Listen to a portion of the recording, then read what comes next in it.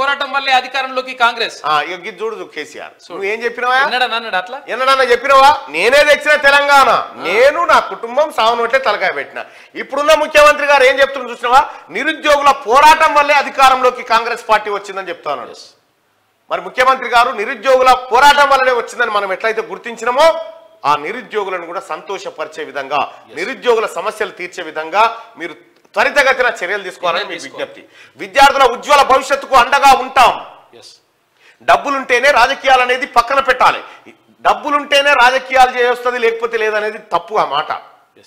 వాస్తవానికి ప్రజలు ఇతను మాకు ప్రతినిధి కావాలి అని కోరుకుంటే ఎంతటి త్యాగానికైనా సిద్ధమవుతారు ప్రజలు. అంతేందుకు నేనే ఉదాహరణ. పట్టభద్రుల ఎమ్మెల్సీ ఎన్నికల్లో నేను పోటీ చేస్తే ప్రజలారా మీరందరూ నన్ను కడుపులో పెట్టి చూసుకున్నారు. నా దగ్గర డబ్బుందా ఏముందా అని చూడలే, కానీ ఈ వాయిస్, ఈ గొంతు మా గొంతు, ఇది చట్టసభల్లో ఉండాలని 1,49,000 మంది నాకు ఓట్లు వేసారు. నన్ను కొద్ది తేడాలో దొంగ ఓట్లతో పల్లారాజేశ్వర రెడ్డి చేతిలో ఓడిపోవచ్చు కాక, కానీ మీ ప్రేమ మాత్రం, మీ అభిమానం మాత్రం అట్లే ఉంది.